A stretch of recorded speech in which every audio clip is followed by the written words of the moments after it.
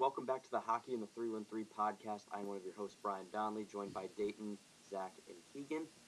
Today on episode 9 of the Hockey in the 313 podcast, we will be addressing what are the needs the Detroit Red Wings should go out and address this offseason. We have a number of players at each position for the Red Wings.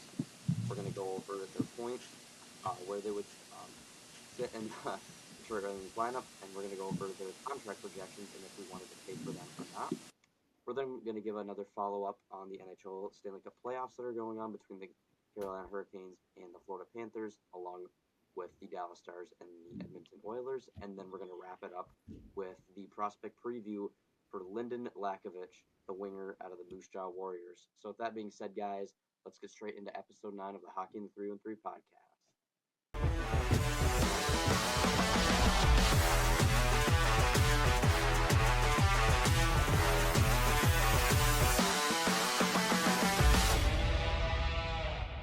Okay, so let's kick things off with the offseason talk. We talked a lot about specific players that the Red Wings should go after, Mitch Marner, and ironically, that's who we're going to talk about now. Honestly, starting out with Marner, we know he's going to hit free agency. It's kind of from his, I guess, what is it called, locker room clean-out interviews. He was mentioning how an honor it was to play in this league's uniform, and just you kind of got that vibe that Mitch Marner probably won't return. I'm sure management is going to do the same. They're going to want some turnaround here. Shanahan's obviously gone, so they're going to look to shake up that core forward. I think that starts with Mitch Marner. So Mitch Marner, he had 102 points for the Toronto Maple Leafs last year, 27 goals, 75 assists, and currently from Evolving Hockey, his contract projection is 13.5 by 7 years. So definitely a big contract for him, but a player like his caliber doesn't grow on trees. As I said before, we talked about Martin a ton, but I think this is a great deep dive into what would he bring to the Red Wings and should Yzerman pursue him? It may be a dumb question, but I think it's something to talk about when you have to pay 13.5 for a top-line winger. So, yeah, what do you guys think? Well, with Marner, obviously, he's easily the best free agent right now. He brings that superstar X-Factor ability in a lineup, and, I've always been a huge fan of his playmaking, especially while against us. He's been able to control games and dominate us, but, I mean, I really like the excellence of his playmaking once again, and, I if we we always wanted that kind of that superstar guy, and I think it might be worth a shot to bring in a guy like Mitch Marner. Yeah. I wonder. I don't know if we're getting in this a little bit after, but I think we should go after him because on my post I said, what was it? I guess it would be the chance for the Wings to get that superstar player they've needed. Some people didn't like that I said that, but I also had someone ask me how much I'd be willing to give him, and I said I think it was like 12 to like 13.5. So it's funny that you said that it's projected at 13.5 because I mean maybe I'd go to 14 million, but I think 13.5 is reasonable for him. Yeah. I mean, I just look at it this way too: is you're filling in a need, especially on the top line, with that left winger. You kind of rotated that spot a lot in the last couple of years. Obviously, 2 years ago was Cat, Larkin, and Raymond, and last year kind of rotated between, just whoever it was. At one point it was Veleno, and then it was Rasmussen, and then for a while it was Casper. But you're filling in a need, especially with a high-end player, a guy that knows how to. His playmaking ability is very exceptional, and he can produce ends meet when it comes to his offensive ability. Obviously, what everybody worries about is playoff time. I think at this point, you're looking for him to, with that change of scenery, to improve his playoff performance, whether that is in the later rounds or just helping a younger team, lead the charge. So, like everybody's saying, he is kind of that game-changing talent that I feel like the Red Wings could use. is it very possible we are one of the teams that are in on him? So, I mean, I personally would love it. I feel like, you know, Mitch Marner, Detroit Red Wing, Hmm. kind of has that vibe a little bit. Yeah. Mhm. I'm hoping, but you know, if it doesn't, yeah, obviously you can use that cap space for another player or two other players as well. So I also maybe think maybe he could also bring or kind of alleviate off some pressure from Raymond and Larkin. Obviously for the past 2 seasons they've been easily our like main drivers on offense, and maybe Raymond can once again get more confident in shooting, even though I still think he's been getting better at it since his like Yeah. sophomore year, and he's like been, sorry, I just want to say he's been really good. Like his playmaking, I feel like that's been what he's been really known for. I yeah. think his shooting obviously went down a little bit this year just because I feel like a lot of the pressure was on him to be that guy doing everything. And luckily, DeBrincat had a next step this year too, which really helped Hmm. us in that department. But you want a guy that can, one, put in goals, and then two, obviously just help make it easier in the sense of whether it's on the ice or in the media too, because a lot of the attention, if a Mitch Marner gets signed here, is going to be on him to be Hmm. a guy that kind of puts the team on his back a little bit, and maybe that alleviates a little bit of pressure on Larkin and Raymond in the sense of trying to produce so much and having this pressure being the guys all the time and having that weight carried on them as well. And I mean also with Marner, there's the playoff choking or whatever. Like I've seen some brutal turnovers with Marner over the past couple of years with when he was on the Leafs. Like remember he had that brutal delay of game against Montreal, and that that pasta goal last year. He kind of couldn't catch up to him, and then I think this year he had a turnover kind of high on the blue line that led to Panthers scoring. But I'm hoping that we I feel like we can have like a much more deeper team than the Leafs, and like maybe we can hopefully fill in for those mistakes when they come. But I mean, either way, my Marner, he's still that superstar at the end of the day. I think that's also why a lot of his playoff stuff gets um, like brought up a lot because he's that big guy and like say the Wings make the playoffs, you're not going to be talking about like I don't know.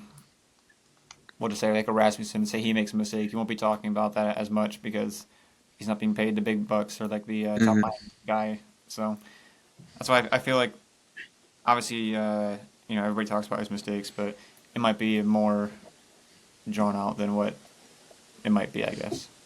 And that's the thing with the Canadian market. I mean, Toronto's one of the biggest, if not the biggest markets for hockey, if you want to throw like Los Angeles or New York into that mix. But Yeah, we all know Canadians are very passionate about their sport, and Maple Leafs fans, whether you like to agree with it or not, they are brutal. Like, their fan base is brutal. They're Oh rude to yeah, everyone.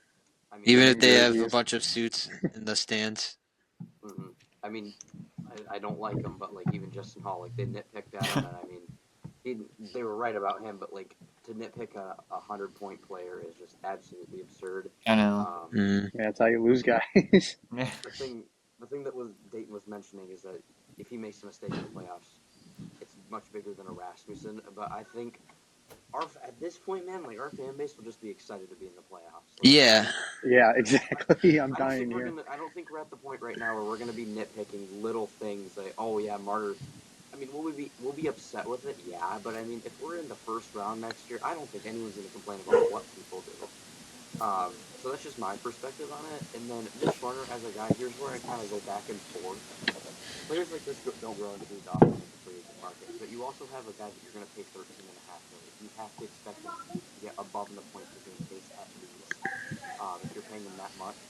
And this is kind of where I'm going to transition to the next like player, um, because I feel like it's a very very good point. Talking about a guy named Nikolai Ehlers, who, in my opinion, I think I'm very passionate about. Ehlers is injury prone. Um, for the Winnipeg Jets last year, he had 24 goals and 39 assists for 63 points. With his time as a New York Jet, Winnipeg Jet, Wrong sport. Hmm. Currently, Evolving Hockey has his contract projected at 8 mil for 7 years. And Nikolai Ehlers, kind of relating this back to Marner a little bit. Marner's going to be that top guy that you're going to look to. Ehlers is going to be that guy where he's going to put up the points, but he's also going to be the guy next to your top line. Like you're not going to surround you're not going to surround Ehlers with a bunch of guys that you need to score. When Marner, who's a big playmaker, that's why he had 75 assists last year. He's a big playmaker. Yeah. Like he's going to set up your Larkins, your Raymonds, your Brinkets, your potential Caspers, your Kanes. Well, Kane's more of a playmaker too, but you get my idea. Right. You're going to surround guys around Marner. Ehlers, you're going to have players surrounded around him. You know, like he's a top line guy, but you don't have to rely on him as much. And he'd be making what is that like 5-6 mil less than Marner. Would I be okay with getting Marner? Yes, of course. But as we'll see down the line here, the Red Wings have so many needs that maybe don't need to be addressed all in one offseason, but I think you need to put at least pillars there. So I think looking at this guy and two other guys, although the last one I don't really like, I would not want to go after. But getting back to Ehlers here for Winnipeg, he's been like I don't know why, but just he sounds like a Red Wing. I don't know what's with it, but Mm. Nikolai Ehlers just I feel like ever since the rumor mill kind of came out about Winnipeg potentially wanting to trade him and Detroit maybe being brought up, I feel like that's been something that's been tinkered with Eisenman for a little bit. European player. It's the Yeah. mold. Team him up with Cop. Let's bring it back. But yeah, I mean Nikolai Ehlers projected to pay 8 mil. That could be over, that could be a little bit under, but it's still less than 13.5 or anywhere Yeah. near that. Hmm. So, what are your guys' thoughts on Nikolai Ehlers? What kind of game do you think he'd bring to the Red Wings? And would you pay him that money? Well, for me, when it comes to Ehlers, I thought, in my opinion, I thought he really broke out in the 2021 season. Or I thought I was mostly paying attention to the Jets at that time. But anyways, he had 46 points in 47 games that year. Hmm. You know, he's been pretty good ever since. Obviously, injuries are my only worry with him, and I get kind of frustrated with injuries when it comes to the Red Wings. Well, I mean, Yeah. Larkin, obviously 2 seasons ago, but I mean, we've been relatively okay with that. But yeah, once again, Ehlers is a skilled player, and I feel like the Jets don't utilize him well as like I don't know. I think it's like 15 minutes a game, something, which Really? I think is weird, or Hmm. maybe 18. I think because That's crazy. yeah, I don't know. I think maybe just the injuries, but I liked what I saw from him once he got healthy in the playoffs. He had 7 points in 8 games, and I thought he brought a nice back checking for checking ability, especially that Game 7 against St. Louis. I mean, he kind of with maybe a little bit. I think in the last goal. Anyways, I like he has some kind of playmaking abilities as well as a good like um shoot, sorry, I forgot the word. Distributor. Right. Yeah. Once again, the skill distributing, and once again, I think he has good forechecking abilities as well, and I think he'd be a perfect kind of spot for our team. And at 8 mil, that's honestly right right on the money. I think for what he could get in this offseason. It's funny. A lot of people got mad when I what do I have him getting like 6.9 or something. But Mhm. I'm just a little worried that with the playoff he had, um, because I'm pretty sure he had a good playoff in the second round too. Yeah. But I feel like that might inflate his value a little bit. Um, Oh yeah. yeah. But if we don't get Marner and say we get, this obviously the dream scenario probably won't happen. But say we got like Ehlers and like Gavrikov, um, it's good to have those extra people because like we've been lucky with Sider and Raymond not getting hurt really. Well, Sider's never gotten hurt, but and then Knock on Raymond wood. got hurt like once. Here we Um, go. Here we go. This is it. I mean, I'm just Somebody saying. I knock on mean, some wood. they're not gonna be healthy forever. Yeah. Um, so like having that extra depth will help out a lot. But yeah, I like Ehlers' game in the sense of he's a guy that can kind of like kind of Zach was saying. I don't think Winnipeg fully really utilized him very well, and obviously he had a little bit of an iffy playoffs. But I think as a whole, the Jets did as well. Like you look at that whole team, they kind of just all over, minus um, Shifley, kind of Mm-hmm. really stood out. But yeah, he'd be a really good fit in the sense of he fits a need. Like I mean, everything's a need at this point. Let's be for real. But I, I like um, I like what he brings. Leadership wise, he's been in the league for a long time. Um, but I think the injuries is a big problem, especially when you have such a young team and you're trying to take that Right. next step. And I think too, if you're going to give him like a 7 by 8, is he going to be here the whole 7 years? And that 8 mil is definitely a lot to give to a guy who is kind Well, of. is it like I mean, obviously it's a lot, but is it like really that bad anymore? Like with the cap Oh going That's up. no, the especially that's with the cap yeah. going up. That's I that say was like 8 mil is the new 6 mil, Hmm. That's what especially I with was the gonna cap say going. Yeah. is like now with the cap going up, it doesn't really feel a lot. So I'd be willing to give it to a guy like Ehlers, especially for what he brings, and obviously he has some familiarity with guys like Andrew Kopp, who he Yeah. did play with in Winnipeg, and um, you know just a young team trying to take that next step, and I feel like he's a guy that can definitely um, help us with that. But like everyone's been saying, the injuries is a big thing, and you kind of hope that a guy like that has a full season of just being healthy and can contribute in some type of way. I know I'm also kind of reiterating this, what I said about Ehlers, but like, yeah, I'd love to bring more skill to this lineup as well, and I think he can truly exemplify that. Yeah. Okay, getting into the next player, I think as another guy who I'm kind of on the fence about. I wouldn't be mad if we like struck out on Marner and Ehlers and got this guy. But if this is a guy where you're going out and paying more for a guy like Ehlers and close to that Marner money, not close, but close, um, I would kind of question it. I got Brock Besser as another name Oh, for I us forgot to look about out him. for. Give me 1 second here. I gotta pull up the stats. So Brock Besser, Vancouver Canucks, spent his entire career with the Canucks, as did Ehlers with Winnipeg and Marner with Toronto. Brock Besser this past season, 25 goals, 25 assists for 50 points.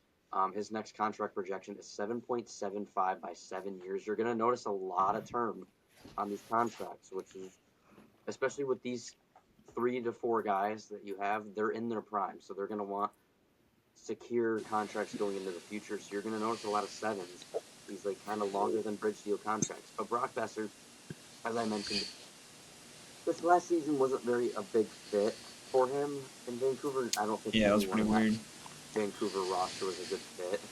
Um, but this is a guy where I feel like even last year, like he looked like a true top line winger um, for the Vancouver Canucks, and it was mentioned like what the last game that he is likely not going to return. So just in the sense of that, like he's likely going to be a free agent. But like last year for Vancouver, the guy scored 40 goals. He had 73 points in 81 games for the Canucks last year. So I mean, he's got that like top line contributor role. I just think he has to find it again. And again, maybe it was that drama with JT Miller and Elias Pettersson and like just that whole toxicity within the Canucks organization last year. But again, if we strike out on Mitch Marner and Nikolai Ehlers, I will not be too mad about getting Brock Besser. It just has to be at the right price, which, like Zach and Keegan said, like the cap is going to go up. Like we're not used to this ever since COVID happened, and just everything is inflated. And even at that, like I mean, you don't have to use the guy for the full 7 years. Like if you notice his play starts to dip off towards those last 2 to 3 years, you can either A, buy him out, or B, trade him. So like it's not always going to be Yeah. guaranteed that full length of the contract. Think of Jefferson Petrie, for example. He's only making $1 million when other like 2 other teams are paying for his contract. So, what are your guys' thoughts on Brock Besser? Well, it kind of reminds me of. I mean, obviously he's been on the same team the last couple of years, but because I think like before DeBrincat went to Ottawa, he had like a 40-goal season, he had two 40-goal seasons, and then I think he had 27 with Ottawa and then 27 with us, Mm. and then this year he had what, like 30 something. So I He wonder had if it's kind of like 25. that, you know. He had Yeah. 40 2 years ago, and then this past year, how many goals did he have? Just 20, 25. Mm. yeah. So I mean, it's Oh, it's kind of I could see a comparison like that. You know, both scores, you know, both right-handed wingers. I don't know. I see a lot of comparisons there. I actually wouldn't mind that. I completely forgot he was a free agent. So Yeah, that's why I'm saying like there's like these needs in free agency. Like I think, in my opinion, I think the biggest thing we need to address is the top six forward because if you look at the Red Wings prospect system, yeah, we have a lot of like good guys. We don't have that one guy. hmm Um, I mean, I hate to compare it to him, but like a guy like Cole Eisen, like kind of like how the Islanders didn't have that true X factor kind of guy. In my opinion, I think that's what Cole Eisen was for them, and I think he'll be that top line forward for them. This is kind of like how I envision. We don't have that specific prospect. When on the defensive side, you got guys like ASP, you got guys like Ty William, William Wallinger, who maybe might turn out. He hasn't looked the greatest, but you never know. Albert Johansson is still in the NHL, and he's looking yeah, pretty good under McClellan. So like I feel like we're more set on that defensive side for the future. You need to get that top line guy for the near future because Kane's not getting younger. Honestly, let's be honest. He has probably as much as he likes playing for the Red Wings. He's probably got 1 to 2 to 3 more years Hmm. easily. We'll see how it goes. we're Um, enjoying it while it lasts, especially for exactly. him being a Hmm. Red Wing. So that's the thing. Like this is the main priority for the Red Wings is getting that top six forward. And I think a guy like Besser could potentially pan out, but there's also some risk involved. Like if truly what happened in Vancouver last year damaged him, which to the flip side of that, you can say, well, he's out of Vancouver. He's out of that toxicity. He could explode on the Red Wings given that top line production. And I just like to mention with all four of these top line guys that I have mentioned, it makes that top six that much better for us. It maybe doesn't provide that much depth scoring for us. We'll get into that in a moment. But it makes your two top lines like imagine you have a guy like a Marner, a Hewitt, a Besser with a Larkin and a Raymond, and then you have a second line that has Kane, the Brink, Casper. Like you got two solid, like great lines right there. So yeah, sorry. Getting back to Besser. Sorry, kind of sidetracked. Uh, I think again, if you strike out on both of these guys, Besser isn't a good or is a good consolation prize. yeah. I And mean, I yeah. want. Oh, Oh, sorry. sorry. Go ahead, Zach. Yeah. Once again, I just want 5v5 scoring. Like, you know, we were living and dying off the power play. Obviously, once again, top five, whatever. And yeah, with these guys, once again, I think once again they could bring in that depth scoring and with Besser, yeah, what Brian said, a nice consolation prize. I've always been a fan of his. Like I started to watch a lot more of Vancouver once they got like Quinn Hughes going, so like 2019, and I always thought Besser had that like kind of 40, 50 maybe potential. Maybe 50 was too much, but it was glad to see him get. Yeah, it was glad to see him get 40. Or I was glad to see him get 40 last year. And on that stacked Canucks team, and now goal scorers can be inconsistent at times as well. And Yep. I really liked his playoff run last year. I thought he was pretty clutch to the Canucks, and he brought a nice energy to them. Dare I say, like aura? I want to Uh, say if he didn't get hurt too, like if yeah, he didn't have that the blood blood clot, I clots. feel like Hmm. Oh, I that forgot game about that. 7 against Edmonton could have gone very differently, and he was a beast in the playoffs. Hmm. Like I get excited kind of thinking about it, but if you want to continue that, go right ahead. Oh yeah, sorry. Well, yeah, like I thought he was like just rolling through the playoffs, and my main issue with Besser, I'm a little bit worried about term. If we want to give him the big bucks. I'm sorry, Brian. How much was he projected to get again? Right now, Besser's projected to get 7.75 mil, so in that like 7.5 to 8 mil range. Oh, okay, then that's actually I think all right for him. Maybe 7, 8 mil ish, but yeah, I'm a little bit kind of hesitant of term, but like, yeah, I think he could be pretty good for our depth as well.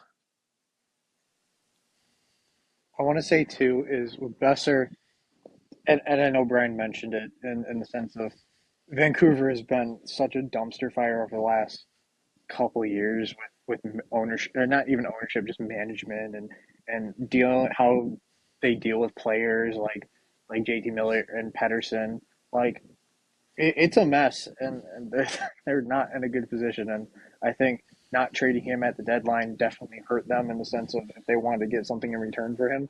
But I mean, he's one of my personal like favorite guys to watch in general. So I'm a little bit biased, but I love how he has that upside to score a 40, and just a guy that has been known to put up good numbers 5 on 5, but also if we need them on, or if when on the power play he can do what he's asked, and that's try and score or play make. But I love it, and I feel like it'd be a good fit in the sense of we need a winger, we need a scoring winger for that line with Raymond and Larkin that kind of fills a bigger need, and obviously like everybody's saying, like term is the biggest thing with Besser, and and obviously money wise I wouldn't mind paying Brock Besser. I personally love a guy who can just overall anything can do to improve the team, let's be honest. But um in general, this is such a big offseason. I think you got to take at least some type of gamble. And I'm not saying Brock Besser is a gamble, but you're just looking to get guys, high end names that want to Hmm. play here, and you might have to overpay a little bit sometimes. But in this sense, if you get him for market value at 8 years, 7.7 something mil, that's like it you know, pretty half decent term, and like Brian was saying too, if he were to kind of decrease in that those 2 years left in the contract, you can just trade him or buy him out. Like the cap's only going up from here. So I think, He's sorry, go right ahead. well, he's American, right? Yeah, he Yeah, is American from Minnesota, which obviously Minnesota they're gonna try and have a big offseason, but I think they're linked to a couple names like Brock Nelson. But I personally would love Brock Besser in the sense of just what he could bring from a standpoint of 5 on 5, and in the sense of he fits a massive need, and just imagine Besser, Larkin, Raymond, Kane, Casper, Cat, like that's a pretty not half deep, not half bad top six. Well, that's why I brought up the like if he's American thing because I forget what it was, but like actually I think I brought it up, but having someone like Kane on your team can help you bring in free agents, and Besser's American, and you could pitch the idea that he could play with probably the best American forward. So I Which think that's probably gonna. I think he played on Team USA a couple of times at the yeah, there World you go. Champions. Yeah. He did. Yeah. Him and Larkin also played on the North American team for the Oh yeah, that's Oh right. World Cup. yeah. So Hmm. Larkin and him have some background together. I think that could also be an intriguing spot for him if he wants to maybe play with another American guy with Larkin. That could be a potential uh, swing to him. But yeah, I don't agreed or sorry, I agree that it's in the sense that he's not much of a risk. You just have to make sure you know what you're getting. And when Marner is that top tier guy, you got Ellers, you know what he is, and then Besser, he's kind of that very high, but also has that somewhat medium sized play. Getting into the next guy here, though, I want to talk about Sam Bennett. So Sam Bennett is currently in the Stanley Cup playoffs with the Florida Panthers. Um, and to be honest, guys, he's probably on the lowest of my list to get. Oh And yeah. for Hmm. this, it's I have a number of reasons. So for starters, Sam Bennett, he played most of his career with the Calgary Flames. He looked like a bust. He then gets traded to Florida, absolutely blossoms for them. This season he has 25 goals, 26 assists, 61 points. So he just made his career high in points. where we heard that one before. Sam Bennett is projected to get 7.5 by 7 years, No. according to Evolving Hockey. And Sam Bennett is a guy where he thrives on a line if you're with someone. Florida's been putting him in the top 6, and he's been contributing, whether that's playmaking for goal scoring.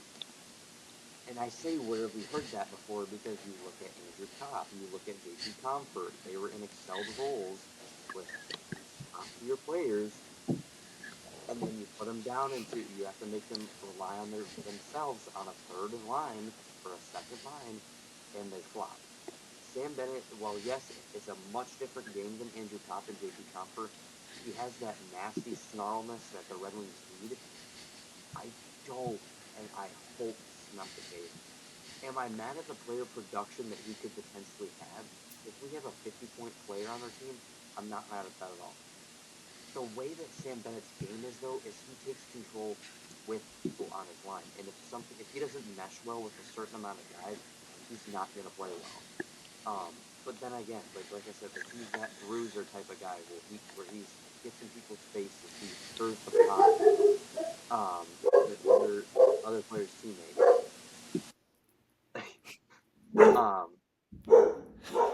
Oh my god. Jeez. All the dogs are coming out today, apparently. But yeah, I guess this guy is on the lower end of my list where he doesn't feel like that big of a necessity versus the big three. So what do you guys think about Sam Bennett, and would you guys be okay with paying him that amount of money for his production? I mean, to be honest, I like you're saying, it feels like such an Andrew Kopp type move, and to be, I think he plays. Is he a winger or a center? I think he's a I thought he was a winger. He could be a hybrid. I think he can play both. high growth, but I mean, if you just look at what he's done in Florida, he just fits that system. He's a very much big system and big line, like who he's paired with type player. And it just feels like if you were to sign him, it'd be such an Andrew Kopp move, where and a Comfort move where it's just he's just going to have such a decrease, and it's not it's not an excelled role. He's not playing with the guy he's played with for a couple of years. Like it's not going to be the same whatsoever, and he's not even in my consideration for a player like me personally. If I was going to go after a guy in free agency, and you guys all know my opinion on this, Brad Marchand, a little bit cheaper of a price tag, but he also brings that physicality that we desperately need to. So I would rather go after a guy in Brad Marchand than a guy like Sam Bennett in free agency. Yeah, Keegan, I agree. I totally agree with Bennett kind of being a kind of a system player. I will admit at one point of the season I kind of wanted Sam Bennett because once again he's a feisty, physical guy, and especially in Florida's system, they bring in a heavy forecheck, and that's how he's been kind of able to thrive there. And like I thought he can be kind of like a lift the lineup a little bit. And what I've also heard is he could bring in like 10 mil AAV, and I saw that. I think that's too ridiculous. I know cap's rising, but The Leafs would be the one team to overpay for him like that. For sure. yeah, I'm happy to see Sam Bennett, kind of transform his career, especially with the Florida Panthers being a nice 50-goal guy who can kind of pot in 20-ish goals. And, I'm sorry, what was kind of our system again? I don't know if we're really into that kind of heavy forecheck. It's like a 1-3-1 type thing. Because, yeah. I mean, we all remember the dump and chase, but I think it's a 1-3-1 where he runs he has one guy, like there's three more guys kind of like helping back check, and then something like that. Yeah, I thought we're more of I think kind of a neutral zone. We're much more better in the neutral zone with McClellan. Mm-hmm. So I'm worried about if we do sign Bennett, he might maybe not end up fitting with our system. And yeah, once again, what Brian said, Confer and Cop are kind of like those guys to a lesser extent, and I'm hoping Confer can kind of have a bounce back year. And once again, I still like Confer's off or defense, but or on the penalty kill. But yeah, I mean, Right. like there's It still some mattered risk this with year. Bennett. Yeah. I don't know. I could fact like I don't.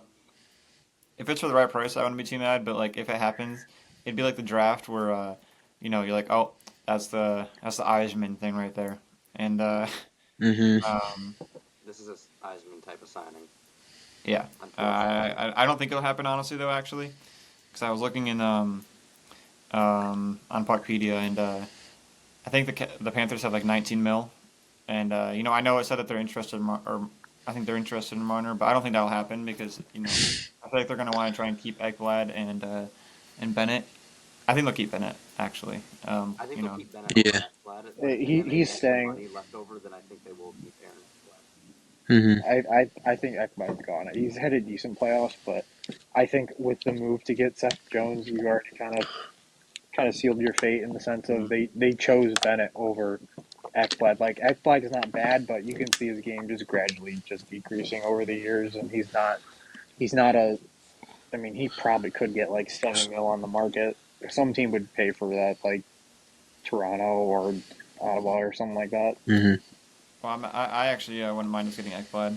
I've talked about that a couple of times, but obviously you went Gavrikov at the number one, but yeah, I can agree with that. mm-hmm, yeah. Jump into the next player for who's the Red Wings should target, and we're going to fast forward here to top four defensemen that the Red Wings should target. So as we know, the Red Wings have had some terrible luck with defensemen as of late. Justin Hall, Ben Sherratt, Jeff Petrie, maybe Eric Gustafson, to name a few. So why not look at a guy for the Detroit Red Wings that I wouldn't say we've been connected to, but it's definitely a guy that we can look at and say he could probably fit this team. Let's look at Vladislav Gavrikov. So Gavrikov has played for the Columbus Blue Jackets and currently the LA Kings right now. Gavrikov is that defensive defenseman type that every team wants. Like those players don't grow on trees very often either. Currently, Vladislav Gavrikov played a full season for the Kings this year, had 5 goals, 25 assists for 30 points.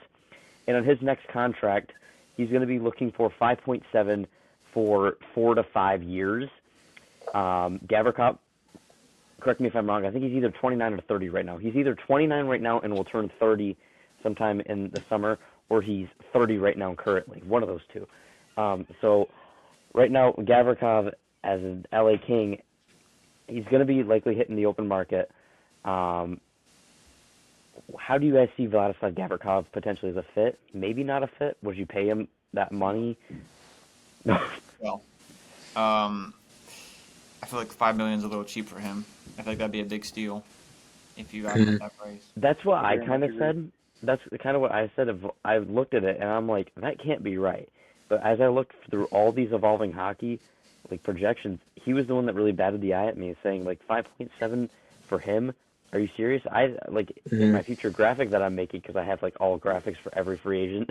Yeah. Surprisingly, I had him like as a mock for like 6x4. So this Yeah. I strongly believe it could be higher. Didn't Matthew Waugh, isn't he getting paid like 7 mil or something? Yeah. I Oh wait, think no. maybe or He's getting paid like Capitals guy, 7 years. right? yeah, Yeah. Capitals. He has like a 7 by 6 something. Cause I wonder maybe that's maybe a little bit kind of comparable, like for He has a this. seven or a 6 year 5.75 mil, which I Oh, think last year it was 7. So yeah, he has 6 remaining left. hmm.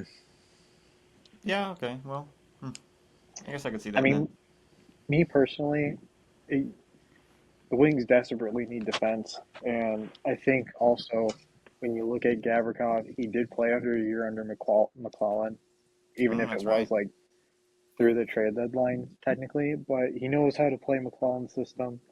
Obviously, he understands, his role as a defensive defenseman. You're not looking 100% for him to score points, but you're just looking for him to just have some type of impact on the ice defensively. So you're looking at him to maybe back check a little bit better and maybe, keep off a little bit of pressure when or there's a rush up the ice, and you're just looking for him to do all the right things that you don't see a lot of our defensemen do. Like I feel like a lot of our defensemen are very lazy when it comes to protecting their guy in front of the net, Oh or yeah. trying to do trying to get back on a breakaway or a 2-on-1, or just not focusing in the right guys, or just small stuff. And he's a guy that I 100% want. I feel like he fits a need, and I think what we need a defensive defenseman on this team.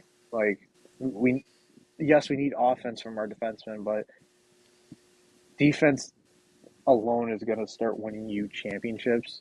And it starts kind of on the back end, and you saw that with Sider. Sider, had some offensive upside, but you looked at him on his defensive side of the game too. So I think getting a guy like Gavrikov is very important to this decor, in the sense of you want some stability. You want a guy kind of showing up defensively, and maybe other guys take notice of that, or maybe you get a guy like him who has he's a little bit older, so he's been around a couple winning teams a little bit. Not so in Columbus, but obviously a little bit more success in LA. But you're looking, for a guy to maybe bolster that decor, just to high impact defensively, maybe not so in numbers, but I think he's worth every dollar that you pay him, whether it is that $5 million to $6 million range. I think he's worth every penny. I'm sorry. Do we have kind of room for like a left-handed D, right? I think Yeah. that's like our We need more spot. right-handed defensemen. I Oh, think We just need D-men in general, and I don't know, I honestly. agree. but yeah, like I said, I thought most of our defensive blunders was around the net, and I hate to point the finger, but once again, I thought Hall was kind of blowing his assignment and kind of boxing Boo! out Buy his guys. ass out. Buy his ass out. And I feel like Gavrikov can be like bring that physical presence and push people around a little bit. Like I said, he's like an anchor type guy on your top four, hopefully. And I thought I really liked his play in the playoffs. Well, at least at the beginning, because that's when I was mostly paying attention to the Oilers Kings. And I once again I think if we get that second line defensive defenseman, it could help balance things out. And having a guy like Petrie and Hall, we can save them, like give them less minutes. I think they can.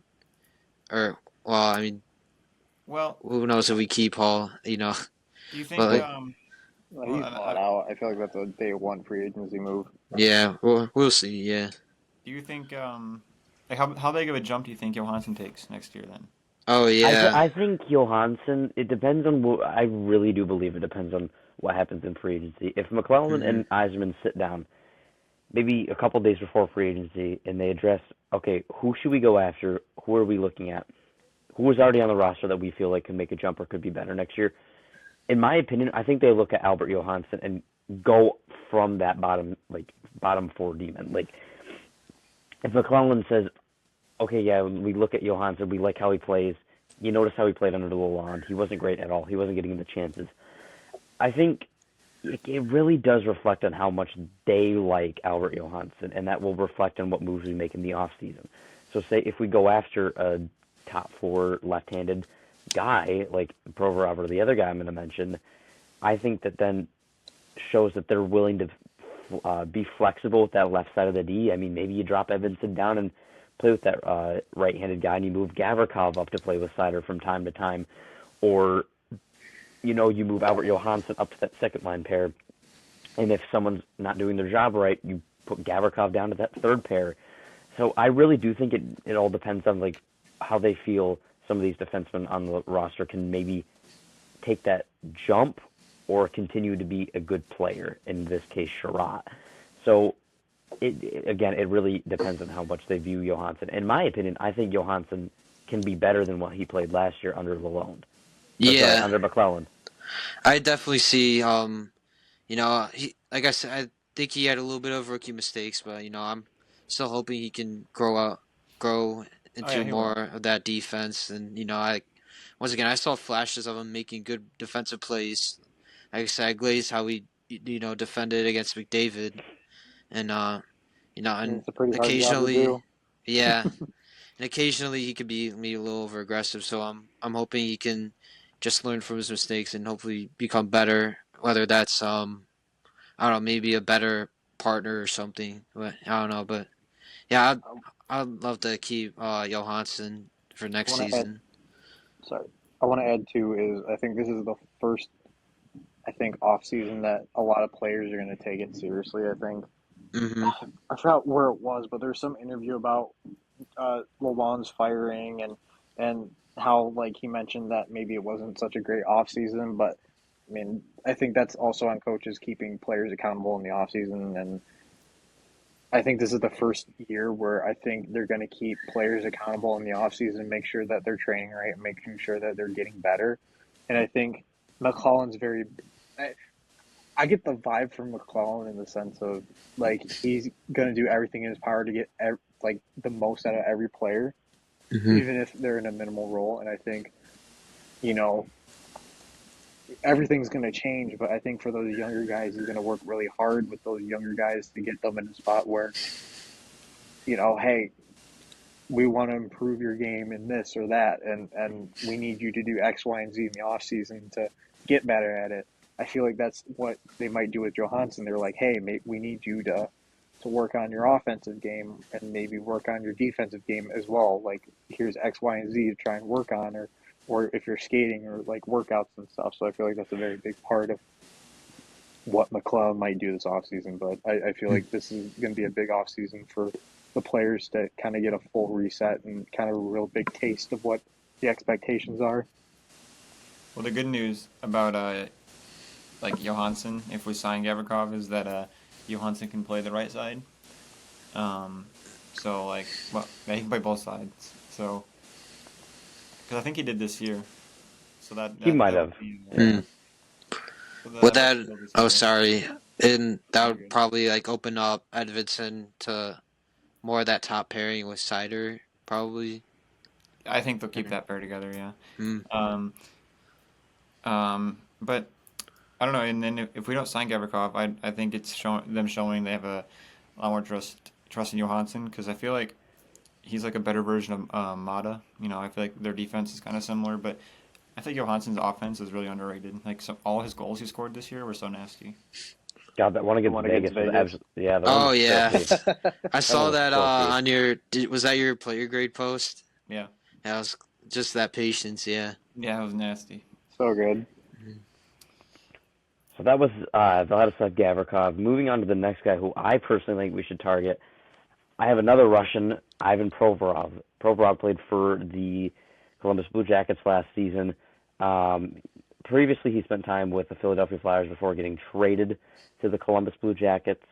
Um, and again, Provorov is projected 5x5, which I think is a much better pill to swallow. Provorov is currently in his prime right now. He's at 28 years old. Um, so what? He'll get done with his contract at 33. I think that's that great sweet spot to determine Yeah, whether you keep a player or you let him walk. Provorov had 7 goals, 24 assists in 31 games, or 31 points for the Columbus Blue Jackets last year.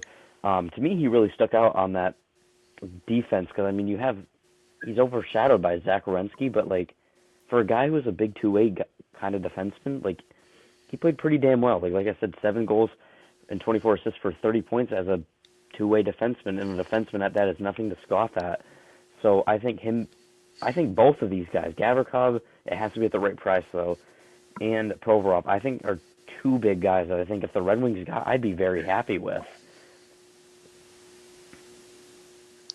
So yeah, well, I've been kind of up and down with Provorov throughout his career. Like in 2020, that COVID year, Philly, they were like on a huge winning streak or whatever, and Provorov was a big reason for the Flyers to be competing. And his D partner that year was like Matt Niskanen, I think, and he brought that kind of balance on that D pair.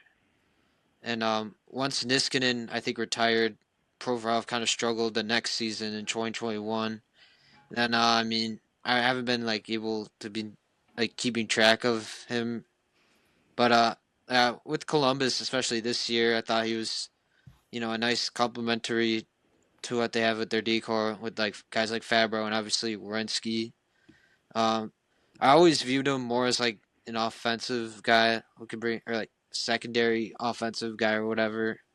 Uh, Yeah. I haven't been too familiar with this game lately, but I kind of assumed his defense has been able to kind of shape up lately. But yeah, if we can somehow get Provorov, I think he could be like once again a nice, complimentary or yeah, complimentary. If we don't end up getting Gavrikov. I don't know. There's so many options this free agency. Like I'm like we have to get one, but like part of me is like we're it's gonna be like last year where we got Kane and that's gonna be all we get. Well, Well, we got no. Tarasenko, but Hmm. Yeah, If Tarasenko. I that mean, happens, we're gonna My have some serious issues. that's what I mentioned last episode. If we do nothing during the free agent period and it's just strictly just depth guys, mhm. I'm gonna be very pissed because this is the year where you have a ton of cap space. You have 3 guys that are on your starting or your opening night lineup that you have to pay, and 2 of them will take none less that they're will only take under 1.5 million, and you got a guy who you're maybe gonna pay 4.5 to 5 mil. Like this is the summer where you have to spend your money, and if you don't spend your money, like I don't know. I'm just kind of rambling, but just I feel like they need to spend this year. Yeah, and I kind of hope Iserman knows this after throughout the season-ending press conferences and all the Dylan Larkin stuff, interviews or whatever. So I kind of hope he maybe takes a little bit of more risks because I know, yeah, he's a patient guy and we all know that, but it I seems feel like this could be maybe the year next year.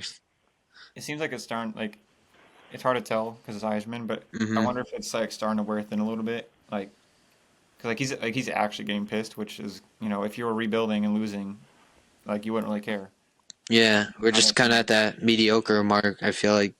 I think yeah he understands that expectation of what he wants to do, and you can see that he's frustrated with it taking this long. And there's a couple factors. I think part of it is Holland set us back a lot longer, but also in just regards to Provorov, I wouldn't mind Provorov but it would probably mean we wouldn't get Gavrikov. I I would much rather Gavrikov. I think Provorov is very much a system type defenseman.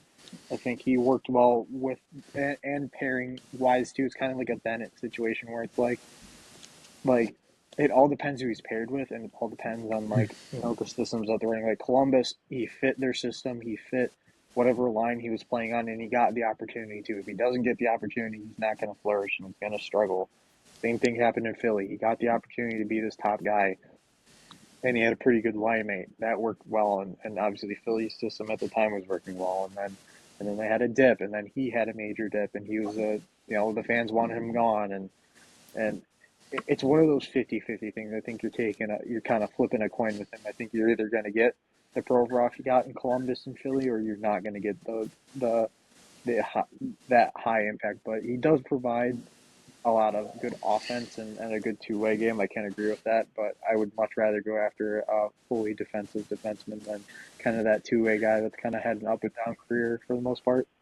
Agreed. But again, like it has to be that right price. Like I don't really want to pay Gavrikov north of anything of 7 mil. Like I don't trust that, especially with the term when he's at 29, approaching 30. Like, but again, you have to pay guys, and I think that's kind of where you have to settle down. And is he going to make our team better now? Is he going to make our prospects better soon? Yes.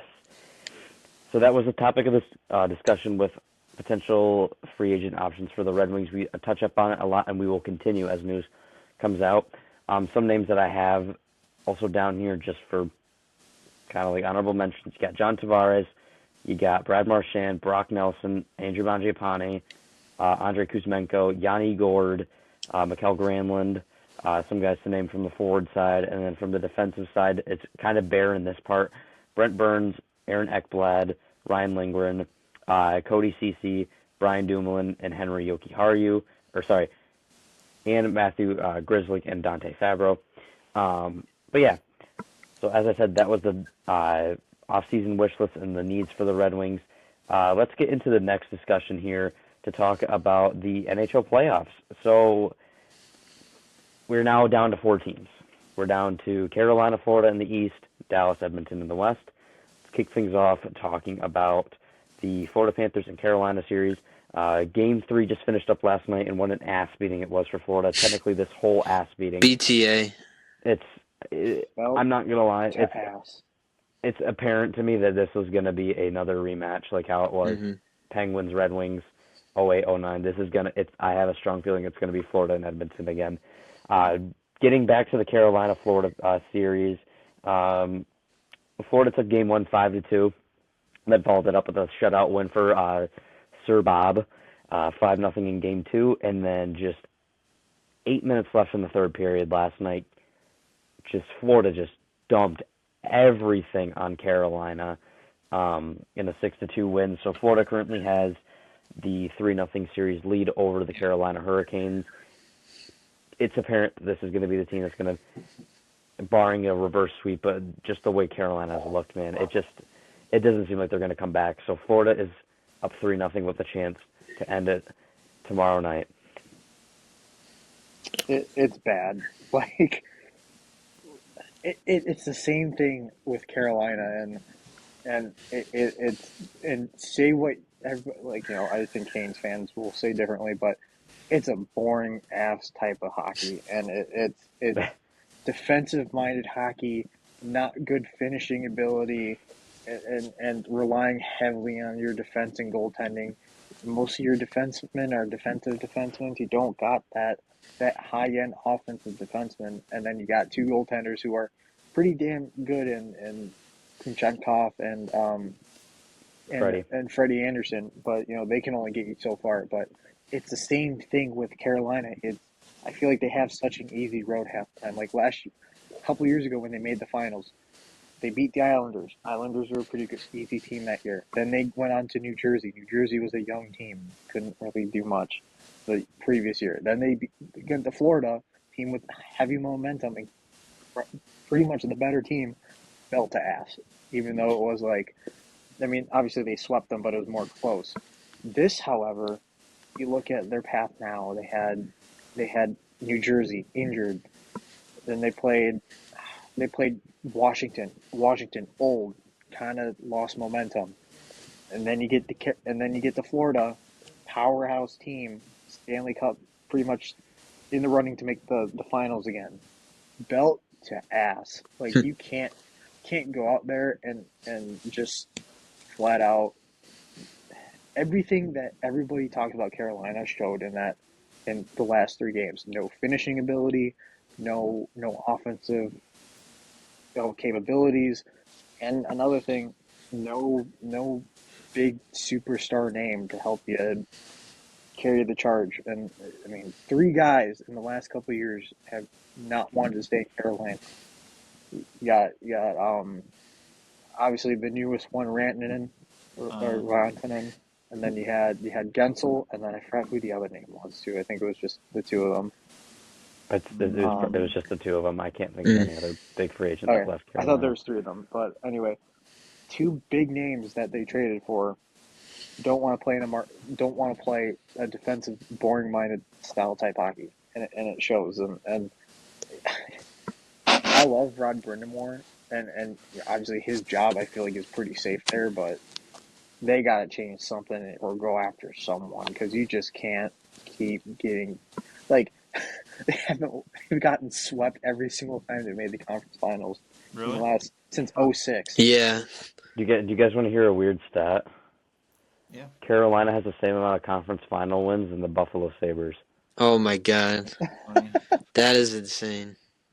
It's just depressing. Like for Canes fans, they got to be on like off the cliff watch or something like that. Like it's just it is just not good for them, and it just shows this whole series. Like Florida's the better team, and they're doing it without Reinhardt now too, because Aho had that dirty play. Hmm. But here's the thing: Florida knows how to respond to adversity.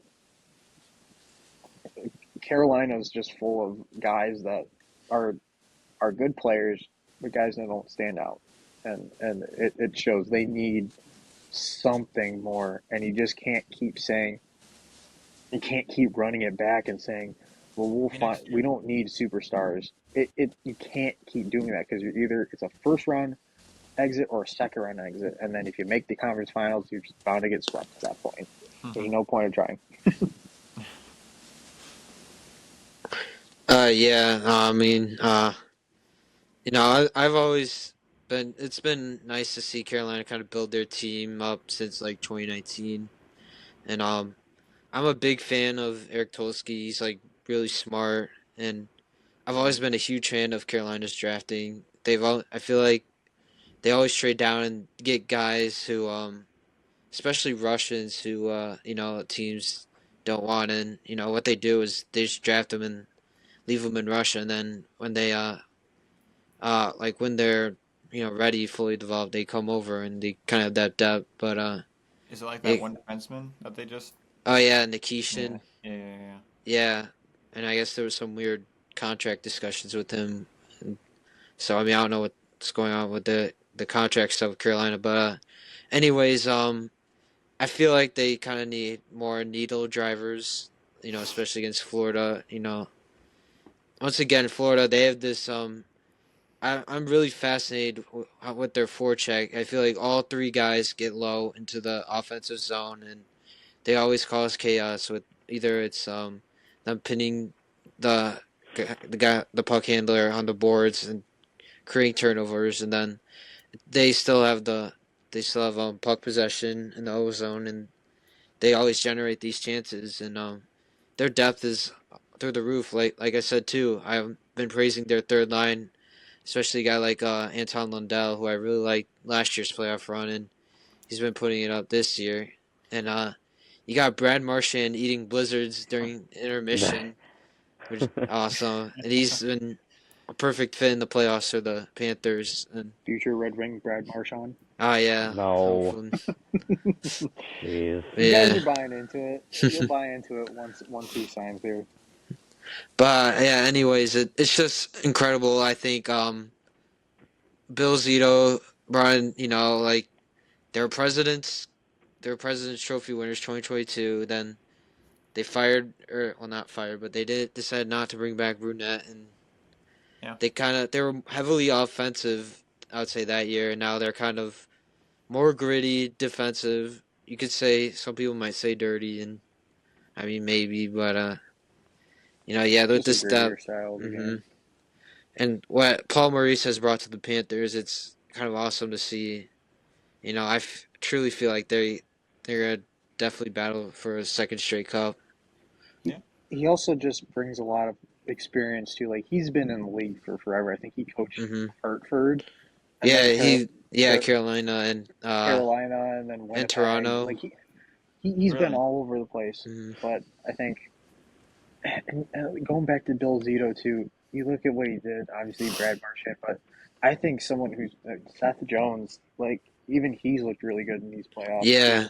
he's Like definitely I fitting their think with system. I've noticed him a lot like in a and good that's the way. thing too. Like he was talking about wanting to play meaningful hockey, and you get away from Florida or Hmm. no, sorry, Florida, Chicago. Like he's been great for them this playoffs, and knock on wood, but I hope it continues because you always root for a guy that doesn't have a cup yet. You know, You always root for the teams Wins. that, yeah. You always root for the guys or the teams that don't win a cup because you kind of want to see variety. But Florida's that kind of market where, I mean, yeah, they're in our division. This is just my personal opinion. I don't entirely hate Florida. I hate Tampa Bay so much more than Florida. Um, Now, do I think that their fans are a complete bandwagon? Yes, but like that franchise has went through so much that I think that they deserve this success right now. Um, but yeah, so that's the Florida and Carolina series. Kind of expect Carolina to Maybe they'll get a petty game for Game 4, and so that Florida can go back on home ice and win. But I think this is all Florida series. It's their series to lose right now. Okay, so flip-flopping to the Western Conference, we're going to talk about the Edmonton Oilers and Dallas Stars, who this series, man, telling you, I mean, Edmonton's up 2-1 right now. They just won their game. I was following it when I was at work. McDavid doing McDavid things. But Stuart Skinner resurrecting his career.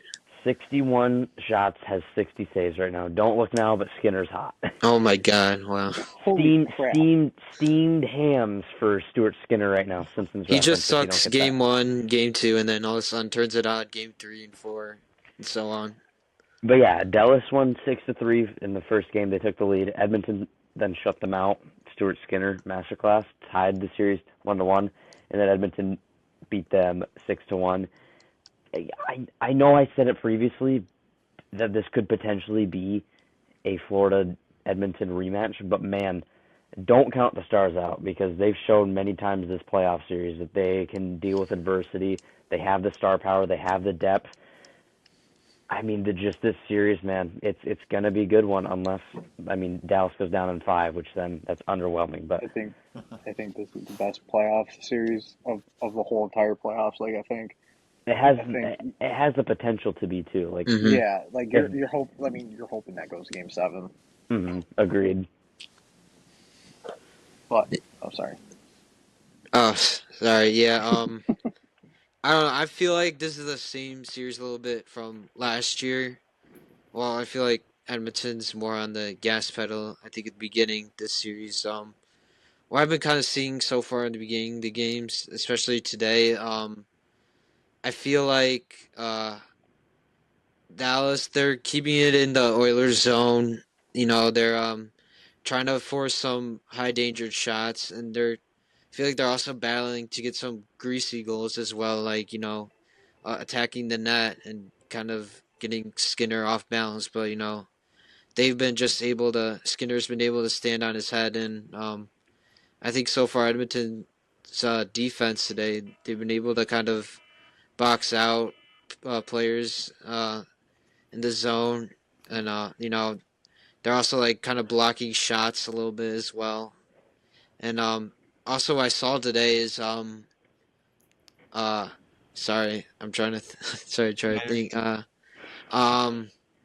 So yeah, like when the Oilers were able to score today, they were I feel like they were able to capitalize on some of like Dallas's mistakes. Like I remember, I think one of the McDavid goals, like Rantanen looked like he was kind of floating at the top of the zone, looking for a change, and then McDavid, he got the puck back, kind of drove it up to a goal, and then I think the first time in goal, like Dallas was kind of caught flat-footed, where I think all their guys were in the neutral zone, and then Hyman had like a breakaway on Ottinger. So I mean, Right. I hope Dallas kind of battles back, but I mean, Dallas kind of throwing all their chances on Skinner. They've been not able to like get one in, and the Oilers, they're just able to capitalize off their chances, which is why once again that I kind of compare it to last year, where I thought Dallas was for sure going to win because I felt like they were controlling the puck and their possession, but the Oilers, they were just able to capitalize. Yeah. I mean, me personally,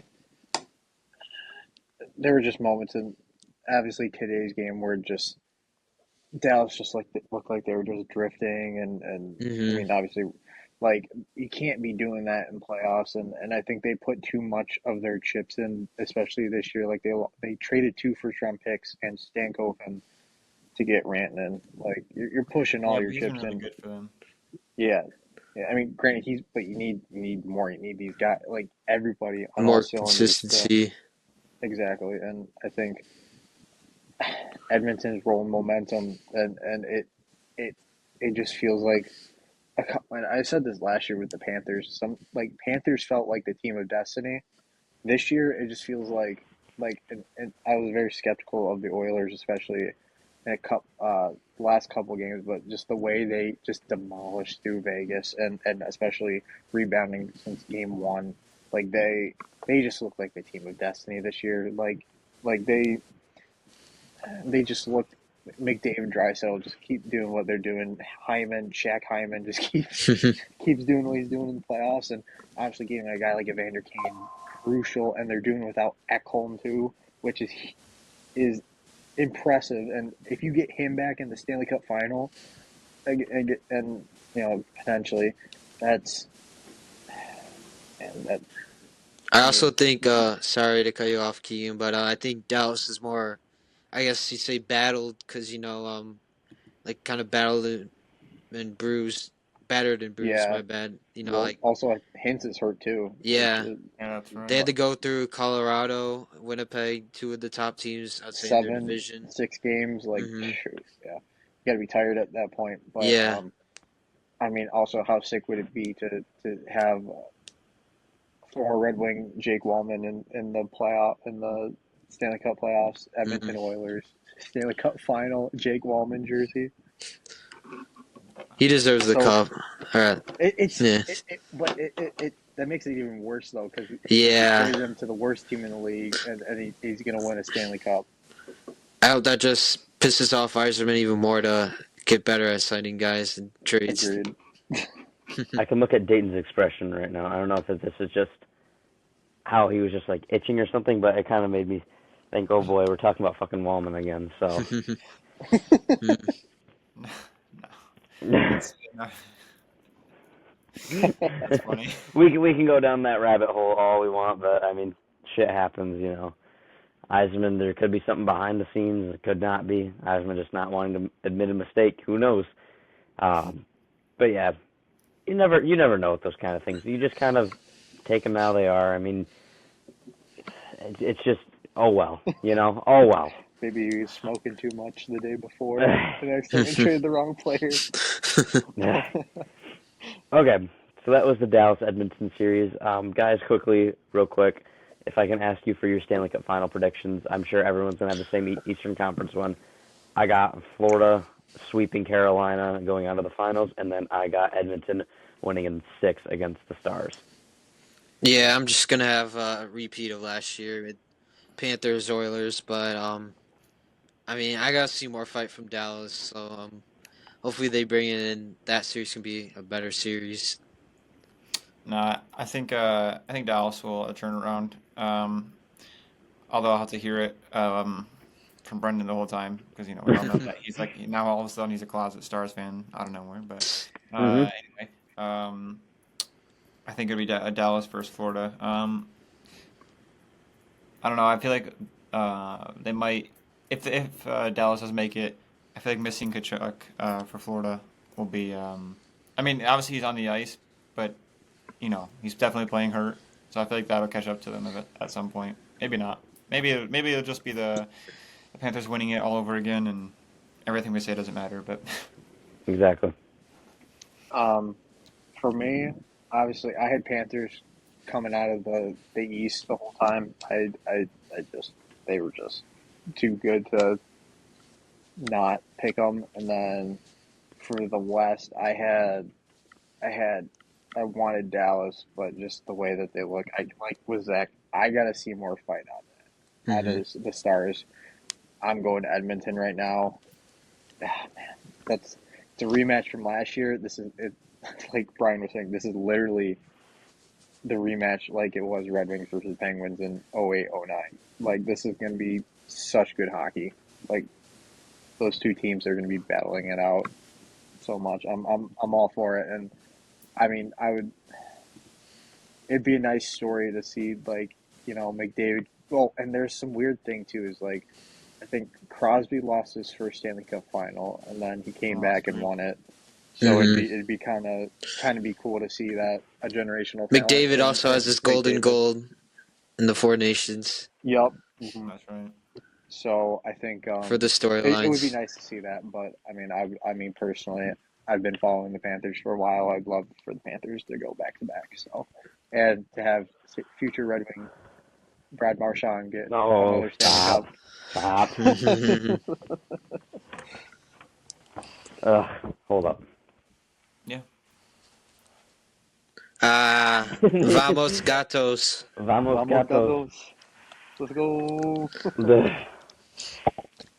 right, let me sit back down here. Okay, so that was the Stanley Cup Playoffs updates. Hoping for the best hockey that's left until the off season kicks in. Okay, now we're gonna kick back and reflect on prospect preview. Now up until the draft, we're gonna focus on specific prospects for the Detroit Red Wings. What is it, like 5 weeks until the draft? So we have a good handful of prospects left, and we're gonna look at a player that I have been looking at since the draft process started.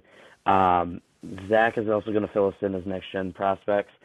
Lyndon Lakovic, left winger out of the Moose Jaw Warriors. Lakovic is a 6'4" physical winger. He had 27 goals, 31 assists, and 58 points in 47 games for the Moose Jaw Warriors, who Zach will touch up on. Moose Jaw's not that good of a team, so him being above a point per game pace with a not-so-great team is honestly intriguing. He's ranked as high as 8 in the THN Ferrari mock draft, at least, and then as low as 30 from Sportsnet's Bukala. Some things that I wrote down, and Zach will elaborate a lot more. The good for me, looking at Lyndon Lakovic, he's a 6'4" winger that's known for his strength and physical presence that is also generating scoring chances. He's not a guy that's going to be an absolute brute for you, but he's going to get in those dirty areas. He's going to win you the puck battle. He's a strong puck handler. He has a very enticing shot, too, when he gets the shot off, whether that's in the point, that's in front. He's just that guy that can really do a lot of stuff out on the ice. He's great. Like I said, he's great in puck battles. He can generate giveaways. He's got that reach. A 6-foot wingspan, or a 6'4" height generates a lot of wingspan for him. But the thing that I think kind of drags me back from Lakovic is his lack of aggression. As a guy for being 6'4", his aggressive style really isn't there, and I think that's something he needs to work on. He's also not the greatest skater either. He needs to work on his quickness a lot. Will that reflect on the NHL? Will someone help him out with that? That's to be certain, or that's to be seen. But from first glance at it, I like the way his offensive attributes are. Zach, I'll let you take it away now on Lyndon Lakovic. So yeah, Lyndon Lakovic. I've been kind of been following this player throughout the year, and when I first kind of get to see this player, it was kind of last year in the WHL playoffs. And Moose Jaw, they obviously won it last year, went to the Memorial Cup.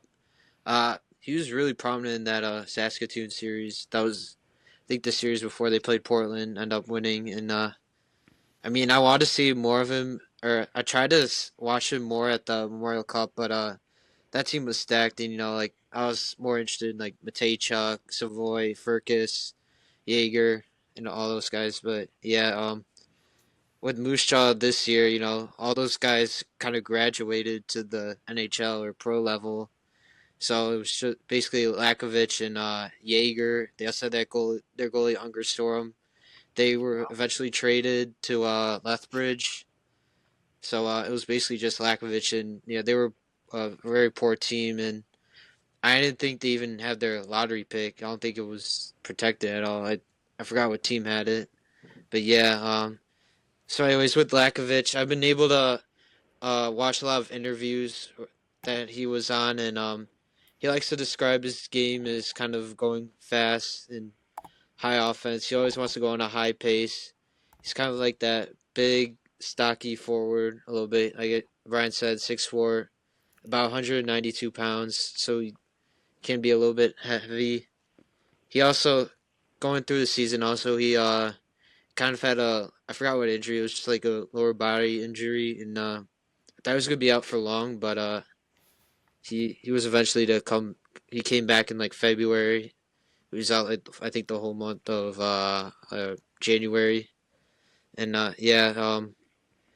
so yeah, like I said, Jaeger got traded. He was eventually named captain, which I think says a lot about kind of a little bit of his character. And what I've been able to get, he's like kind of knowledgeable of the game. He's kind of like, he basically knows puck from what I'm getting. Like, I remember some interview he said like, what he should do as if he was GM of the Leafs what to do with the core four, and I'll get into this a little bit later. Like, he knows what he kind of needs to work on. He's like eager to like kind of build on his character. That's good. hmm So yeah, kind of his game. I'm gonna say this a lot about these prospects in this draft. He uh he doesn't play like his size, and I'm meaning that in kind of a good way. When you're looking at a 6'4" guy, I don't think you would think of a lot of skill unless maybe like a Tage Thompson or something. But Yeah. yeah, I think this guy's got a lot of skill from what I've seen with these goals. He's been able to score. One of my favorite clip of his was I think it was against Saskatoon sometime in the season. Anyways, he was kind of fighting off some guy. He was able to do kind of I think a toe drag. And I think he was like on his knees and he was able to like kind of shoot it with all that power generated. Or yeah, and it was just a nice goal. He's trying to fight off the defenseman or whatever. Yeah. But yeah, he's a guy who can do a toe drag release pretty well, and I think he's got an underrated shot. But I think if I want to be a little bit nitpicky, maybe probably work on some of that shot selection because I think maybe you could shoot a little bit far. And he's also a very good, solid distributor, especially through the neutral zone. I see him kind of doing a little bit of one-touch passes through his teammates along, and kind of with these neutral zone transitions, and the advanced stats kind of also show that he's very good at going through the neutral zone, and once again that high offense, which I kind of, I'm kind of begging that to get that high offensive player this year. With Lakovic, he has that size, he has that combination of like that big size. He's got the skill and that mobility. But I also like the Brian's description. I do think his skating. There's some parts of his skating that I think he could work on. Like sometimes with the stride, I feel like I'd like to see him kind of maybe extend it more because I feel like he's kind of a little bit. I don't know if this is a weird description, but he's like short footed. Like I want to like push off more a little bit because once All again, right. 6'4", obviously, and it just kind of generate a little bit more speed with that north south game. I think the 4-way mobility is pretty good too, which also plays in the part with what he does in the neutral zone and the passing. So once again, I'm gonna go a little bit into more of his like negatives, and I feel like it could be worked on. First of all, I want to shout out Mitch Brown from Elite Prospects, and also David St. Louis. I read that article on Lyndon Lakovic, and they were able to provide a little bit of advanced stats, and he's got good percentile rankings with once again offensively in transition, but the D zone, and I kind of agree. I feel like the advanced stats kind of matches with this description in the D zone. There's a lot that he needs to work on, and so yeah, once again with Lakovic, in the D zone, I think his defense definitely needs work. Off of obviously with the board battles and kind of giving that D zone retrievals and also kind of getting the puck out as well. Like I feel like he needs to I think attack more. Once again, he's not like shy to get physical.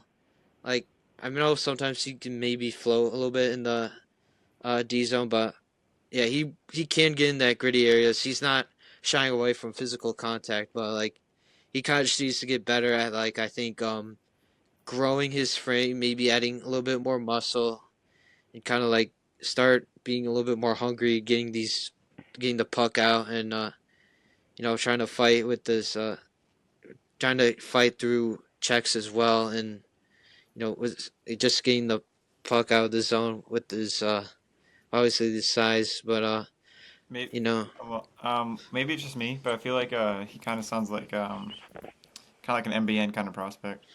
oh, I would say he's a lot more skilled than MBN because Really? he can do slick stuff in the offensive zone. Like I said, I think he's kind of a master of a toe drag release, and Yeah. with MBN, he has more of a motor, and I feel he can throw more hits and kind of win puck battles as well. I feel And like MBN maybe also I has feel like he has with MBN, I think he has a more powerful shot than Lakovic. But so yeah, um, all in all with Lakovic, I've always liked this prospect because he's 6'4", seems like a good kid.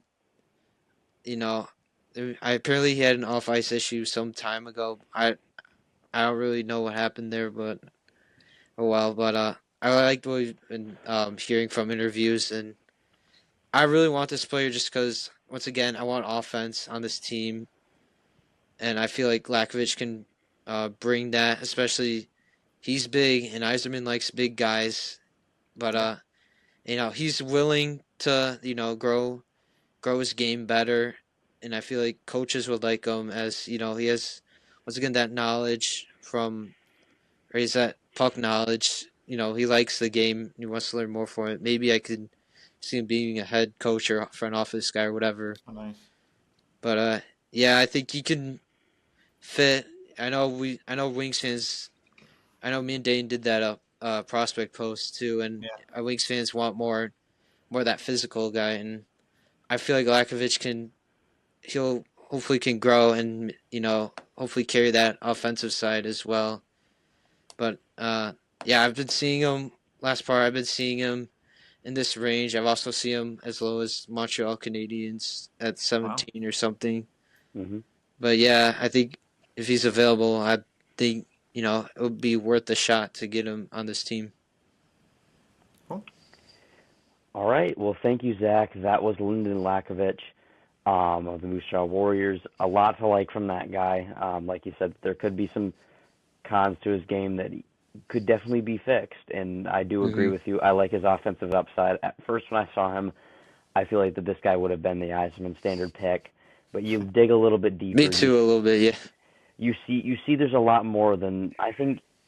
He's not that high ceiling or that high floor guy. I think he's that like mid floor, like kind of low or high ceiling kind of guy. Like if he hits, he can be a sneaky good offensive, like I want to say like a tool belt kind of guy. Like he'll be able to do everything out on the ice, be feisty, be offensive, get into the dirty areas, get the puck. Like in my opinion, I feel like this would be a great pick for the Red Wings. At the end of our prospect preview, we'll have like a tier list of like every prospect preview that we do. We're going to have each prospect, and we're going to say which one do we want to get, which one do we not want to get. So I think, in my opinion, Lakovic is going to be up there for me. But there are a couple prospects that I'm very intrigued about as well that we'll look into incoming for the next couple episodes. Yeah, and sorry to go on a little bit. I like how you said like a mid floor because with high floor players, you always see them having a good defensive game, and that's what we most likely to call their B game. If the offense doesn't work out, they always have that defense. They can be valuable to the bottom line, and I'm really hoping I could see Lakovic maybe being a solid middle six contributor, hopefully. But once again, I still like his skill, and GMs won't overlook that size as well. Yeah, I know GMs like the bigger guys, so yeah. Now, would you compare I mean, I know you hate these comparisons, but it almost sounds like he's like a size wise and like skill wise with maybe he's not utilizing his size too much as like a Rasmussen where he kind of needs to grow into his size a little bit. I'm gonna kind of touch upon this. I feel like I kind of would say no in the sense that Rasmussen and his level of play are very, very different. I would say that Lakovic is more of a guy that uses his body like a lot more. Not saying that Rasmussen doesn't, but his main game to him is being a very physical presence out there. Like he's not going to deliver that big hit. Yeah. He's not going to get in. Like he's not going to throw a punch. He's gonna, like I said, he's going to get in the corners. He's going to be that guy that wins the puck battle. He's going to generate some turnovers that, like with that reach, that stick length, he's going to I guess that size just generates so much opportunity for him. So not really much of a Rasmussen type, kind of like what Dayton said, like kind of like a Jack Hughes type to use his physical presence. Well, Okay. I meant, maybe I meant like uh because when Rasmussen like Okay, I see what you mean. yeah. I, yeah. I've also heard I just got I heard a player comparison to Mantha. I don't know. I oh feel like no. he's more faster, and once again, he's very skilled, Hmm. especially for his size. Like, I I don't mean, I I don't he like can that rip a Mantha toe drag. comparison. Yeah, I don't I like think that. they're I just don't think saying it's that good. because he's 6'4" and he can score, or I don't know. I mean, to be fair, we did see Mantha scoring touch. Yeah, So yeah. I think it was like a 20-goal scorer for us mostly. Well, I if think Mantha ever Lakovic hit could his be a actual like 25. yeah, Yeah. if he hit his highest potential, like I remember everybody was saying he'd be like a 30-40 guy, but well, Mm-hmm. it never That happened. hasn't come to fruition. Yeah. Mm-hmm. All right, guys. So that'll end off everything from episode 9 of the Hockey in the 313 podcast. We'll have the next episode out next Sunday. Kind of quick back-to-back episodes here. Thank you guys for cooperating with that. I know it was kind of a lot to ask. Yeah. But I just kind of want to get back on the same schedule, I don't mind. Me every neither. Sun Oh every yeah. Sunday's consistent recording, so at least you can all Always settle down to on one talk day. hockey. Hmm. Absolutely. It's gonna get Also, trust me, man. It's gonna get a lot better during the draft and the off season. We're gonna have a lot more to talk about. It's gonna be fun. Oh yeah, I'm Oh, for gonna sure. like start working on graphics and for draft or whatever, planning on what posts to do and stuff like that. All that fun stuff. Well, a couple of days ago, I was actually looking back at some of our old ones, and we stopped like right after free agency, like Hmm. around mid-July. like the worst I time. Believe me, I have some ideas after all the other stuff commences. mm-hmm. Yeah. I'm curious. I know we're kind of going into a little thing now, but like I really want us to like get into the season. That'd be interesting to see how that goes. Yeah, We we definitely do will be able game to. That's reviews what I and plan stuff. on doing. Game review. Mm-hmm. Yeah. That'd be sick. All right, guys. Also, Oh, sorry, Keegan. I Go. also want to. I also want to touch on congratulations to the Toledo Walleye for making the Oh Stanley Cup yeah, final as Third well. time's the So charm. Got to get it done. third time's the charm. yeah. Do you So know hopefully, who they play yet, or? TBD. They're the first Mm. team to advance. So, I only but know the congratulations to them. Everblades are they went back to back or something. I think, and I think they got eliminated. But I'm not sure. I don't know, but I'm hoping that they can get it done and Mhm. affiliation of the Red Wings can win I a was chip just this about to year. say that'd be a breath of fresh air for the Red Wings organization to have someone win. Mhm. Okay. With that being said, guys, thank you for listening to the Hockey in the 313 podcast. Again, I'm one of your hosts, Brian Donnelly, joined by Dayton, Zach, and Keegan. With that being said, we'll see you in the next episode, and above all, let's go Red Wings. So.